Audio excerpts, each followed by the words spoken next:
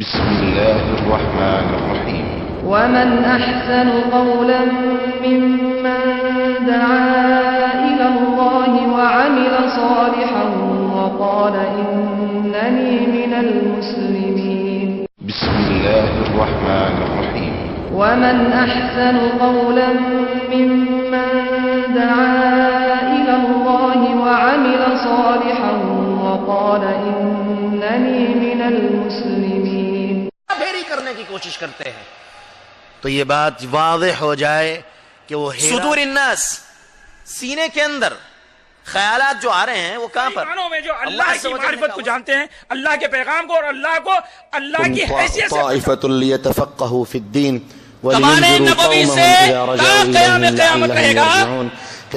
اب اس حدیث کے آئینے میں ہر آدمی فیصلہ کر سکتا ہے کہ وہ طائفہ کون ہے، اور حضرت علی ابن مدینی کا حوالہ، اس لیے کہ میں نے اپنی طرف سے کوئی بات نہیں کہی ہے، الحمدللہ یہاں جتنے بھی عاقل موجود ہیں ایک بات کہی گئی اس پر حدیث پاک پیش کی گئی۔ یہاں تو آدمی پوری تقریر کر جاتا ہے، نہ ایک آیت پڑھتا ہے نہ ایک حدیث پڑھتا ہے۔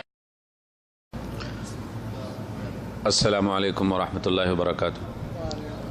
الحمدللہ وحدہ والصلاة والسلام علی من لا نبی بعدہ، اما بعد۔ تمام حضرات سے پہلی گزارش یہ ہے کہ جو لوگ دور دور بکھرے ہوئے بیٹھے ہیں قریب قریب آ جائیں،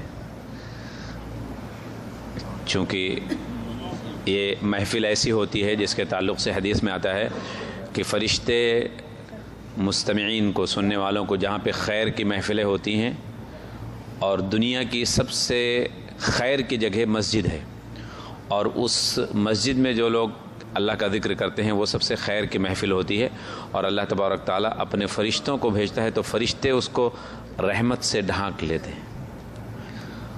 تو شیخ نے ابھی جو آپ کے سامنے خطبہ پیش کیا ہے،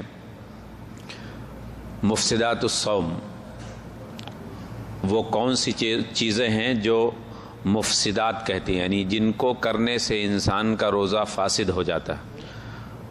المفسدات ہی المفترات، جو مفسدات ہیں وہی مفترات ہیں، یعنی کوئی جیسے روزہ ہیں، آپ کسی چیز کو کھا لیں تو آپ کا روزہ فاطر کہلائے گا، فطر مطلب توڑ دینا جس کو کہتے ہیں۔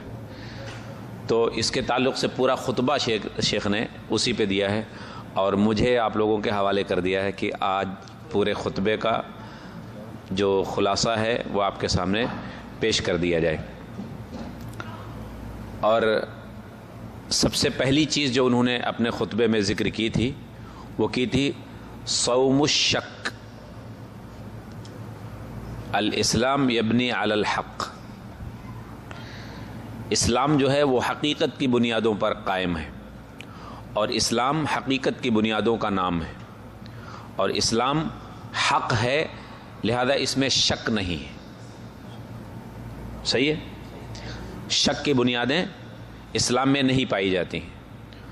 تو جو لوگ شک، صوم الشک کس کو کہتے ہیں، جیسے مثال کے طور پہ آج 29 ہے، ٹھیک ہے، اب چاند نظر نہ آیا تو کیا کریں گے؟ بعض لوگ روزہ رکھ لیتے ہیں کل کا بھی، ہے نا، ہو سکتا ہے نہ ہو سکتا ہے ہو۔ یہ شک اور یقین جو ہے اس کے بالکل الٹ ہو جاتی ہے یہ بات، کہ انسان اس پہ یقین نہیں رکھتا ہے بلکہ شک کی بنیاد پر روزہ رکھتا ہے۔ ایسے روزے کو رسول اللہ صلی اللہ علیہ وسلم نے منع فرمایا ہے سختی کے ساتھ میں کہ ایسا روزہ نہیں رکھنا چاہیے۔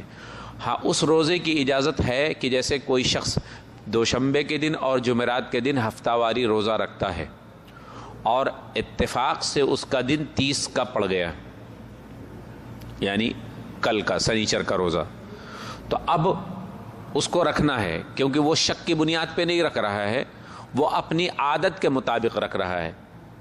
لہذا اسی طرح سے اگر کوئی اس کے ایک دن روزہ رکھتا ہے، ایک دن نہیں رکھتا، ایک دن رکھتا ہے، ایک دن نہیں رکھتا ہے، جس کو بولتے ہیں صوم داؤد، ہے نہیں؟ اس روزے کو کیا بولتے ہیں؟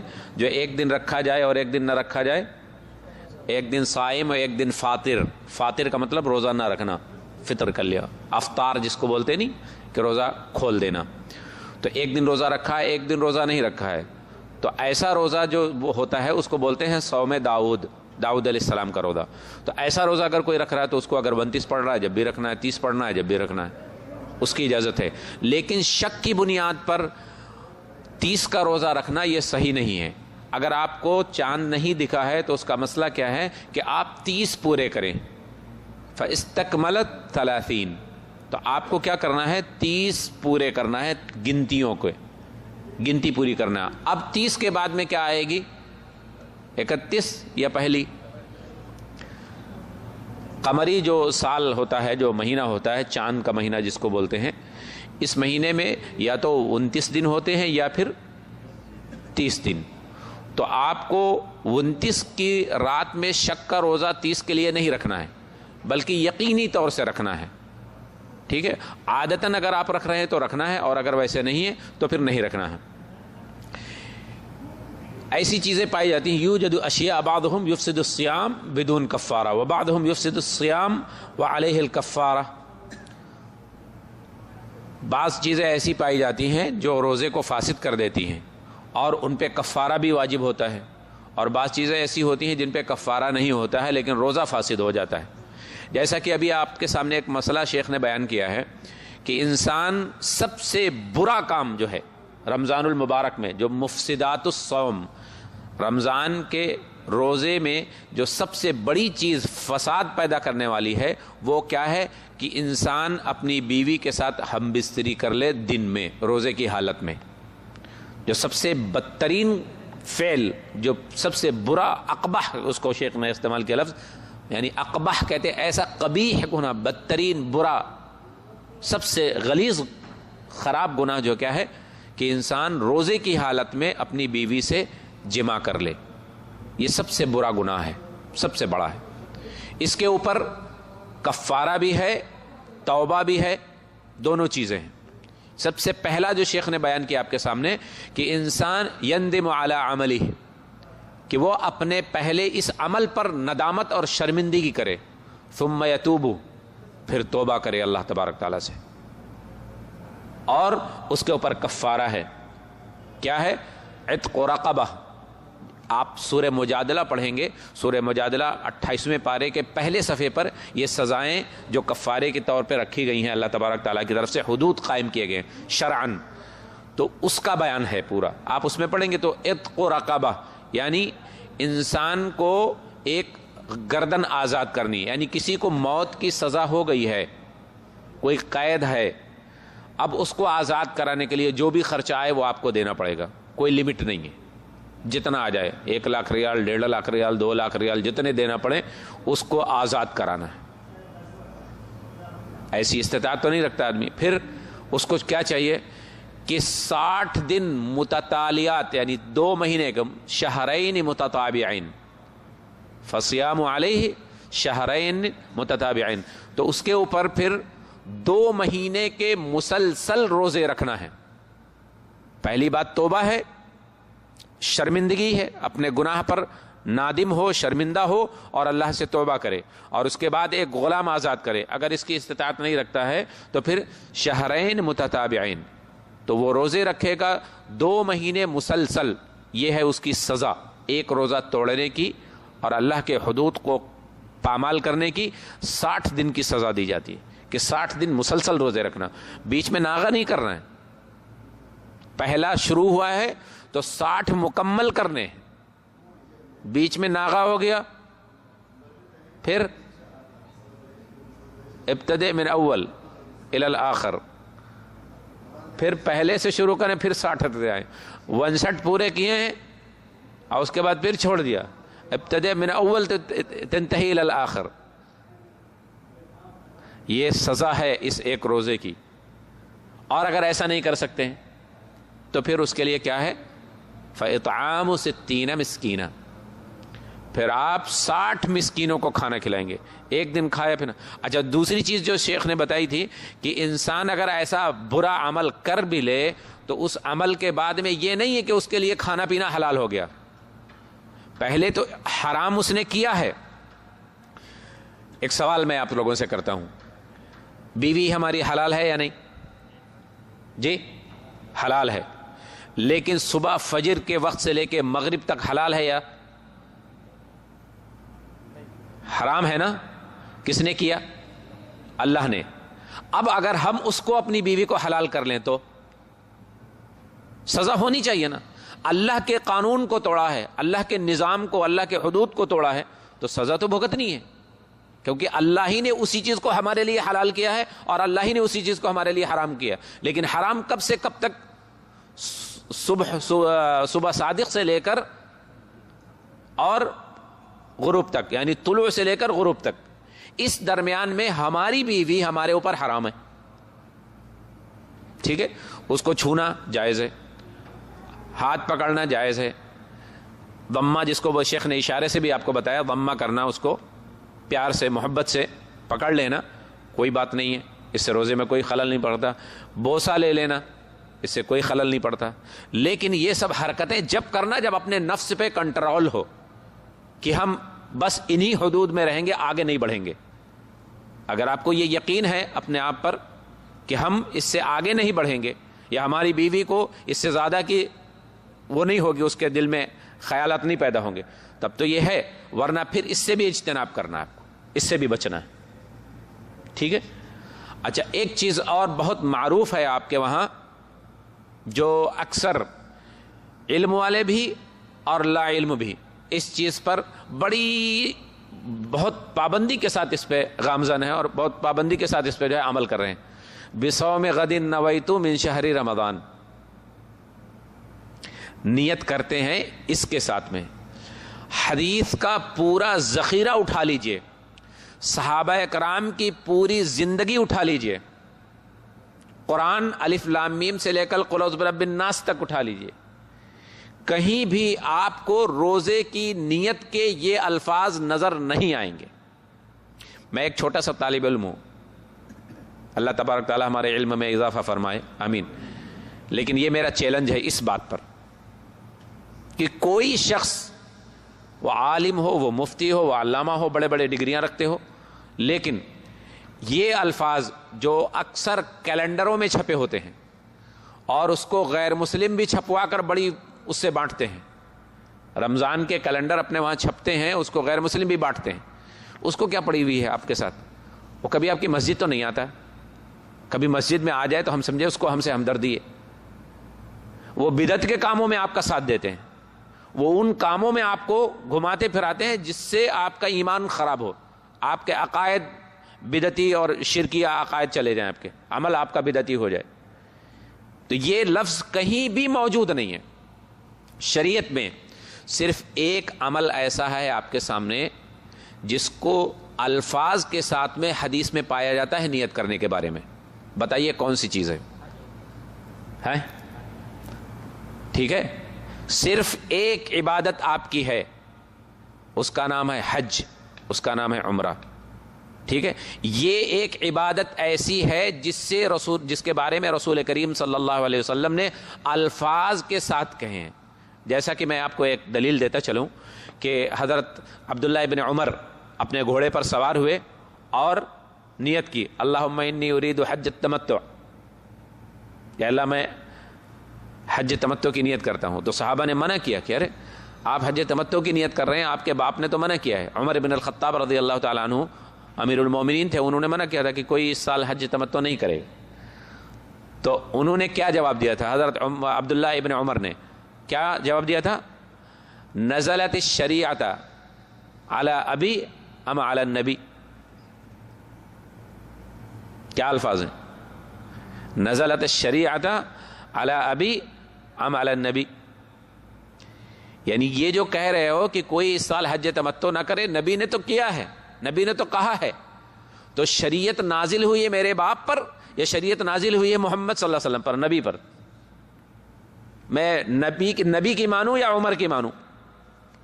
آپ کس کی مانیں گے؟ جی نبی صلی اللہ علیہ وسلم کی. یہ الفاظ ہیں جو سونے سے لکھے جانا چاہیے. نزلت شریعت علی ابی ام علی نبی، نبی پر شریعت نازل ہوئی ہے یا عمر پر؟ عمر رضی اللہ تعالیٰ عنہ کا مقام اور مرتبہ آپ کو معلوم ہے، بہت بڑا ہے. لیکن شریعت میں جب بات آتی ہے تو وہ پھر نبی کی آتی ہے. تو مفطرات الصوم کے تعلق سے جو 8 چیزیں ہیں سب بتا دیں. 8 چیزیں ہیں اور 8 چیزوں کو میں مختصر کر کے آپ کے سامنے بیان کروں تاکہ جلدی سے ہو جائے. صوم الشک کا تو سمجھ گئے نا آپ. صوم الشک جو شک کا روزہ وہ سمجھ گئے, اور جماع کے بارے میں بھی آپ کو پتہ چل گیا. دوسری چیز جو ہے, جیسے کوئی آپ سے سوال کر لے کہ مفسدات الصوم کیا کیا ہیں, روزے کو فاسد کرنے والی کیا کیا چیزیں ہیں, تو سب سے پہلے اس کا جواب یہ ہے مفسدات الصوم ہی المفطرات وہی الجماع. پہلے نمبر پہ جماع مباشرت, والاکل کھانا, والشرب پینا, وانزال المنی بالشہوۃ اور منی کا نکلنا شہوت کے ساتھ. ٹھیک ہے. وما بمعنى الاکل والشرب, اور جو چیز کھانے اور پینے کے حکم میں آتی ہو, جو چیز کھانے اور پینے کے حکم میں آتی ہو, اس کو وضاحت کر دیں آپ. کھانے پینے کے حکم میں آتی ہو کیا مطلب؟ کھانے سے کیا ہوتا ہے؟ پیٹ بھرتا ہے, جسم کو طاقت ملتی ہے, جسم تونگر ہو جاتا ہے, مضبوط ہو جاتا ہے. پانی سے کیا ہوتا ہے؟ تسلی, سکون, پیٹ بھرتا ہے اور پیاس چلی جاتی ہے. یہ ہے کھانے پینے کا فائدہ, جسم کو طاقت پہنچنا, پیٹ بھرنا اور تندرستی قائم ہو جانا, یہ کھانے پینے کا. اب اس قسم سے کوئی بھی چیز ایسی آپ استعمال کریں گے تو اس سے بھی روزہ فاسد ہو جائے گا, جس سے آپ کے جسم کو فائدہ پہنچے, جس سے آپ کا پیٹ بھر جائے. یہ ساری چیزیں کیا ہیں؟ یہ کھانے پینے کے حکم میں آتی ہیں. ٹھیک. والقی عمدن, اور جان بوجھ کر قے کرنا. ہمارے وہاں ایک مسئلہ بیان کیا جاتا ہے کہ اگر منہ بھر کے قے آ جائے تو روزہ فاسد ہے, اور منہ بھر کے نہ آئے تو روزہ فاسد نہیں ہے. اب کیسے ناپیں گے آپ اس کو کہ منہ کس سے بھرے گا کہ نہیں؟ کیا پہلے اس کو نکالیں گے برتن میں, اور برتن میں نکالنے کے بعد میں پھر اس کو پیئیں گے اور منہ میں ڈالیں گے, پھر ناپیں گے اس کو کہ بھرا منہ کہ نہیں بھرا؟ بھائی قے ہوتی ہے تو نکل جاتی ہے نا, قے ہوتی ہے تو نکل جاتی ہے. اب جو آئی وہ نکل گئی, منہ بھرا. کوئی آدمی اس کو روکتا ناپنے کے لیے کہ منہ پکڑنے اس کو ناپیں بھریں کہ اب کتنی بھری کہ نہیں بھری.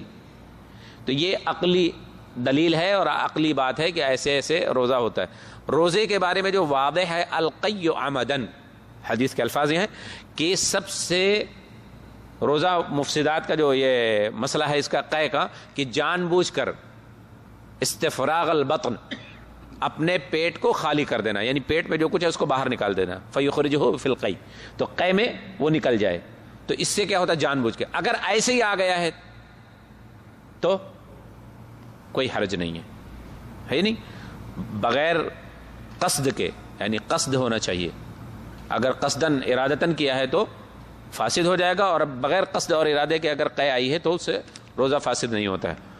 والخروج الدم الحجامہ, حجامہ یہاں آپ جانتے ہیں حجامہ بولتے ہیں پچنا لگوانے کو, یعنی خون, فاسد خون جسم سے نکالنے کو بولتے ہیں. ٹھیک ہے. تو اس سے اگر ہوگا تو روزہ فاسد ہو جائے گا. شیخ نے ایک مسئلہ بیان کیا اس پہ خطبے میں کہ حجامہ ایسے کیونکہ اس میں خون زیادہ نکلتا ہے اور کوئی لمٹ نہیں ہوتی ہے, لہذا جسم سے خون نکلنے سے روزہ فاسد ہو جاتا ہے. اگر کوئی شخص تحلیل الدم جس کو بولتے ہیں نا, فحص الدم, خون کو بحث کرنے کے لیے تھوڑا سا, وہ انہوں نے اس اشارہ کیا تھا انگلی سے, بولتے تھے انبوبہ. انبوبہ بولتے ہیں ایسی چیز کو جو بھر کر بند کر دی جائے, یعنی جیسے سوئی ہوتی ہے, تو اس میں بھر کر اگر نکالا جائے تو اس سے روزہ فاسد نہیں ہوتا ہے. شیخ نے بیان کیا ابھی خطبے میں. تو اگر کس بھر کر نکالا, بوتل بھر کر نکالا گیا ہے تو فاسد ہو جائے گا. لیکن اگر کسی کو علم نہیں ہے, کسی کو علم نہیں ہے اور اس نے زیادہ سا خون نکلوا دیا تو کیا اس کا روزہ فاسد ہو جائے گا؟ نہیں, اس کا نہیں ہوگا, کیونکہ لا علم ہے. ربنا لا تؤاخذنا ان نسینا او اخطانا, اے اللہ مجھ سے مواخذہ اس چیز کا نہ کر جس کا مجھے علم ہی نہیں ہے, جس کو ہم بھول گئے, جس سے ہم سے خطا ہو گئی. تو خطا, الخطا والنسیان, خطا اور نسیان اس امت سے کیا ہے؟ اتنی حدیثیں سنتے ہیں آپ لوگ پھر بھی یاد نہیں رہتے. الخطا والنسیان اس امت سے معاف ہے. مثال کے طور پہ کیسے؟ آپ روزے سے ہیں اس وقت اور آپ کو کسی نے پانی دیا، آپ نے پی لیا اور آپ کو یاد نہیں ہے، تو آپ کا روزہ ٹوٹ جائے گا یا رہے گا؟ کھانا کھا لیا پیٹ بھر کے، ایک آدمی کھانا کھا رہا ہے رمضان المبارک میں، رمضان کے روزے میں کھانا کھا رہا ہے، آپ دیکھ رہے ہیں، ٹھیک ہے، اور اس نے پیٹ بھر کے کھانا کھا لیا، جبکہ آپ بھی جانتے کہ وہ روزہ ہے، لیکن آپ نے اسے بتایا نہیں اور اس کو بھی یاد نہیں ہے۔ کھانا کھانے کے بعد میں اس کو یاد آیا کہ ارے میں تو روزہ تھا، تو کیا خیال ہے، اس کا روزہ رہے گا یا فاسد ہو جائے گا؟ رہے گا۔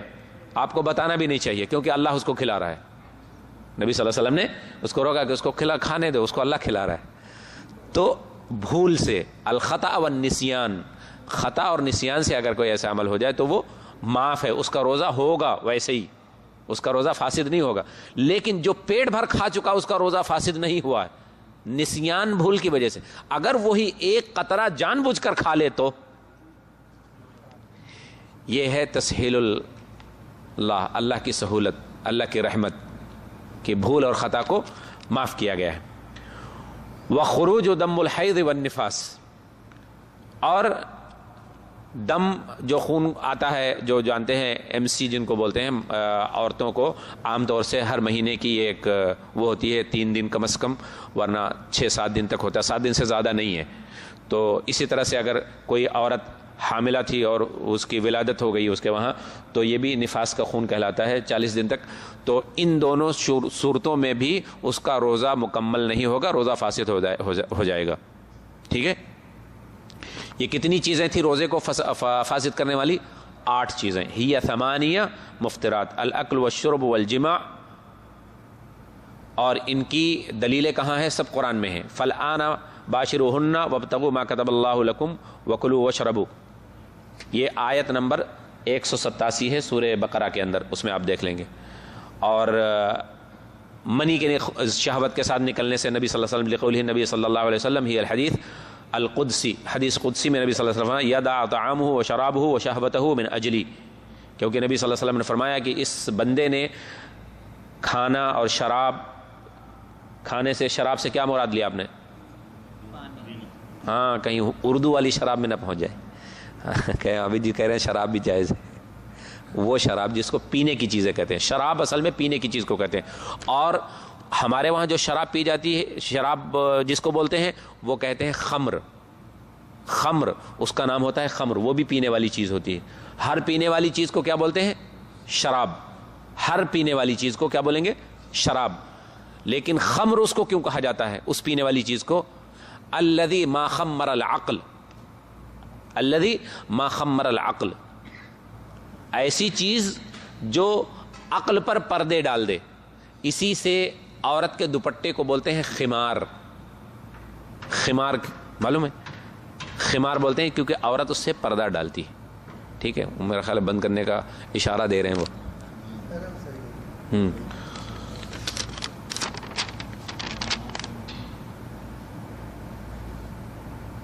تو یہ آپ کے ساتھ 8 چیزیں ہو گئیں، کیا کیا ہیں؟ 8 چیزیں کیا کیا ہیں؟ پہلے جمع کرنا ہے، پھر کھانا، پھر پینا، ہے نا جی، قے، اور بولیے، منی کا نکلنا، حجامہ لگوانا، حیض کا خون آنا اور نفاس کا خون آنا، یہ ساری چیزیں ہیں 8 چیزیں۔ 8 چیزوں سے روزہ فاسد ہوتا ہے، لیکن ان کا علم ہونا چاہیے۔ شیخ نے آخر میں ایک شرط لگائی تھی کہ شرط یہ ہے کہ انسان کو عالم ہونا چاہیے، جاننے والا ہونا چاہیے اور اس کا علم رکھنا چاہیے، ہے نہیں؟ اس کے بعد میں آپ کو ایک حدیث سناتے ہیں۔ عن ابی ہریرہ رضی اللہ عنہ قال قال رسول اللہ صلی اللہ علیہ وسلم لا تقدموا رمضان بصوم یوم ولا یومین الا رجل کان یصومہ صوما فلیصمہ، رواہ مسلم۔ باب لا تقدموا رمضان، یہ مسلم شریف کی حدیث ہے۔ اس میں کہا گیا ہے کہ انسان رمضان کے روزے کو مقدم نہ کرے 1 دن یا 2 دن، الا رجل، यसूमुहु, मगर ये कि वो आदमी रोज़ा रखता हो। ये हदीस का मफहूम मैं पहले बयान कर चुका हूँ कि इंसान को रमज़ान से पहले 1 दिन या 2 दिन रोज़ा रखने की इजाज़त नहीं है, इल्ला ये कि वो रोज़ा रख रहा हो, उसकी आदत हो, फलयसुमहु, तो वो रोज़ा रखेगा। इज़ा गुम्मा फ़ी अव्वलिही औ आखिरिही उकमिलत इद्दतु शहरी 30 यौमन, कि अगर आपको चांद नहीं दिखा 29 को तो आप क्या करेंगे? गुम्मा, गुम्मा का मतलब गमाम, गमाम का मतलब होता है बादल, गय्यूम बोलते हैं उसको। ऐसे बादल जो आपके और आपके चांद के दरमियान में हायल हो जाएं, यानी आपको चांद न नजर आए, या ऐसी कोई चीज़ आ गई है जो गुम्मा के उसमें आती है, यानी आपके सामने वो चीज़ चांद को रोक लेती है, चांद नजर नहीं आता है, तो ऐसी शक्ल में आप क्या करेंगे? चाहे वो इब्तिदा के चांद के लिए हो, चाहे वो इंतहा के चांद के लिए हो। इब्तिदा और इंतहा का मतलब ये, यानी चाहे पहली तारीख का हो और चाहे आखिरी तारीख का हो, यानी 29 का चांद हो और चाहे पहली तारीख का 30 तारीख का आप चांद देख रहे हो पहली के लिए। तो दोनों सूरतों में यह है कि इंसान को 30 दिन पूरे करना है। अगर 30 पूरे हो गए तो समझिए कि पहली हो गई। बात समझ में? पहली तारीख का मामला हो चाहे आखिरी तारीख का मामला हो, दोनों सूरतों में आपको मुकम्मल करना है 30 दिन, क्योंकि शरीयत में 30 दिन से ज़्यादा महीना नहीं होता है। अन इब्न उमर रज़ियल्लाहु अन्हुमा अन नबी सल्लल्लाहु अलैहि वसल्लम अन्नहु ज़करा रमज़ान फ़क़ाल ला तसुमू हत्ता तरवुल हिलाल वला तुफ़्तिरू हत्ता तरौहु फ़इन उग़मिया अलैकुम फ़अक़दिरू लहु वफ़ी हदीस आखर क़ाल फ़इन गुम्मा अलैकुम फ़क़दिरू 30 रवाहु मुस्लिम। ये हदीस भी मुस्लिम शरीफ की है। इसमें भी एक वजाहत के साथ नबी सल्लल्लाहु अलैहि वसल्लम फरमाया, और इसके रावी हैं हज़रत अब्दुल्लाह इब्न उमर। कहते हैं कि रोज़ा मत रखो यहाँ तक कि तुम चांद को देख लो। ला तसूमू हत्ता तरवुल हिलाल। हिलाल, हिलाल किसको बोलते हैं? अपने वहाँ हिलाल किसको बोलते हैं? हमारे वहाँ हिलाल दूसरा, यहाँ हिलाल देखो। तो अरबी में कितना फ़र्क है नहीं? यहाँ ऐसे ऐसे अल्फाज हैं जिनका हमारे वहाँ माना बिल्कुल उल्टा लिया जाता है। जैसे यहाँ गरीब, अपने वहाँ गरीब किसको बोलते हैं? जिसके पास पैसा ना हो। अरबी में गरीब किसको बोलते हैं? अरबी में गरीब किसको बोलते हैं?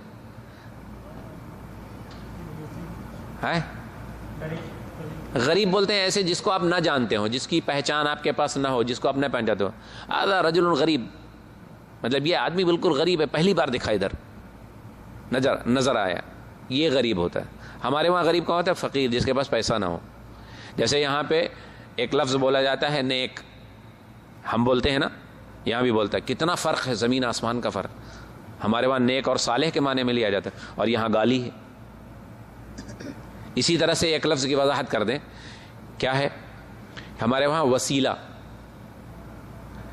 उर्दू में बोलते हैं। वसीला का मतलब होता है किसी मुर्दे की कब्र को साथ में पकड़ लेना, या किसी से वास्ते और वसीले लग जाना। हालांकि ये माना गलत है।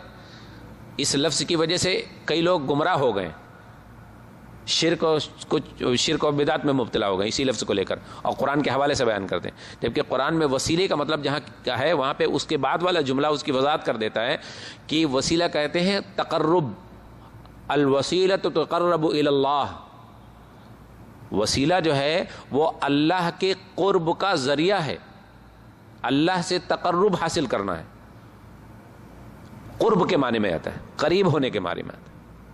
और आप तो जानते हैं, आप अजान के बाद में दुआ मांगते कि नहीं? अल्लाहुम्मा रब्ब हाज़िहि दाअवति ताम्मति वस्सलातिल क़ाइमति आति मुहम्मदनिल वसीलता वल फ़ज़ीलता। क्या मांग रहे हैं आप? आती, ऐ अल्लाह दे, मुहम्मदनिल वसीला, मोहम्मद को वसीला अता फरमा।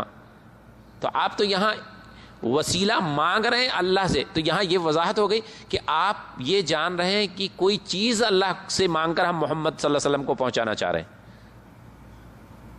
बात समझ में आ रही? आती मुहम्मदनिल वसीला, ऐ अल्लाह मोहम्मद सल्लल्लाहु अलैहि वसल्लम को वसीला दे दे। अल फ़ज़ीला, फ़ज़ीलत वाला, ये एक मकाम है जिसको बोलते हैं मकाम महमूद, और ये अल्लाह तबारक ताला ने सिर्फ मोहम्मद रसूलुल्लाह सल्लल्लाहु अलैहि वसल्लम के लिए मुख्तस किया हुआ है। तो हम तो अल्लाह से अपने नबी के लिए वसीला मांगते हैं, या नबी से वसीला मांगते हैं। ہے نہیں؟ تو عربی نہ جاننے کا ہمارے وہاں کی عوام کو جو نقصان ہو رہا ہے وہ یہی ہو رہا ہے کہ شرک و بدعت میں مبتلا ہوتے جا رہے ہیں. تو یہاں یہ بتایا گیا حتی تروا الہلال، یہاں تک کہ تم ہلال، یہ ہلال سے بات چلی گئی تھی ادھر. حتی تروا الہلال لا تصوموا، روزہ مت رکھو یہاں تک کہ چاند کو دیکھ لو. ولا تفطروا حتی تروا، حتی تروہ، یہاں تک کہ اسے دیکھ لو. افطار بھی جب کرنا ہے یعنی روزہ چھوڑ دینا ہے. رمضان کا جیسے عید کا چاند دکھ رہا ہے اب روزہ نہیں رکھنا ہے، رمضان کا چاند دکھ رہا ہے اب روزے رکھنا ہے. ٹھیک ہے. فَإِنْ أُغْمِيَ عَلَيْكُمْ فَاقْدِرُوا لَهُ، اور اگر چاند نہ دکھے، بادل آ جائیں، تو پھر آپ کو 30 پورے کرنا ہے. آج مثال کے طور پہ آج اگر چاند کا اعلان نہ ہوا تو کل آپ کو روزہ رکھنا ہے؟ نہیں رکھنا ہے. کل کا روزہ تو نہیں رکھ سکتے کیونکہ شک کا وہ روزہ ہوگا، صوم الشک ہو جائے گا. اور دوسری حدیث کے الفاظ کیا ہیں؟ وفی حدیث آخر قال فإن غم علیکم فاقدروا 30، اور اگر آپ کو چاند نہ دکھے تو پھر آپ کو 3 پورے ہی کرنا ہے، 30 پورے ہی کرنا ہے. یعنی رمضان المبارک کا 29 کو آپ روزہ چھوڑ نہیں سکتے. آپ کو چاند نہیں دکھا 29 کو تو آپ کو 30 پورے کرنا ہے. آج اگر چاند نہیں دکھا تو کل آپ کو روزہ نہیں رکھنا ہے. ٹھیک ہے. اللہ تبارک تعالیٰ سے دعا ہے کہ اللہ ہاں. سوال یہ ہے کہ انڈیا میں کہتے ہیں نہیں دیکھا تو دوسرے دن اعلان ہو جاتا ہے کہ آج چاند نکل آیا کر رات روزہ ہے اس. اگر چاند کی شہادت ہو جائے، جیسے چاند کمیٹی ہوتی ہے نا اپنے وہاں، اس کے لیے ہماری عوام کو علماء سے رجوع کرنا چاہیے. ان کے بارے میں مطلب اس کا جو چاند رؤیت الہلال جو ہوتی ہے کمیٹی، اس سے رجوع کرنا چاہیے کیونکہ یہ ان کی ذمہ داری ہوتی ہے. وہ اس چاند کو دیکھیں، اس کا اعلان کریں، یہ ان کی ذمہ داری ہوتی ہے. تو ہر مسلمان کو اپنے علاقے کی جو رؤیت الہلال کمیٹی ہوتی ہے چاند کو دیکھنے کی، اس سے رجوع کرنا چاہیے، اس سے پتہ کرنا چاہیے. اگر وہ اعلان کر دیں تو پھر آپ کو روزہ رکھنا ہے کیونکہ اس پہ آپ کو ماننا ہے، کیونکہ وہ ذمہ دار ہوتے ہیں اور وہ دلائل کے ساتھ میں آپ کے ساتھ بات پیش کرتے ہیں، اس لیے ماننا چاہیے وہاں پہ. جزاک اللہ خیر، والسلام علیکم ورحمۃ اللہ وبرکاتہ.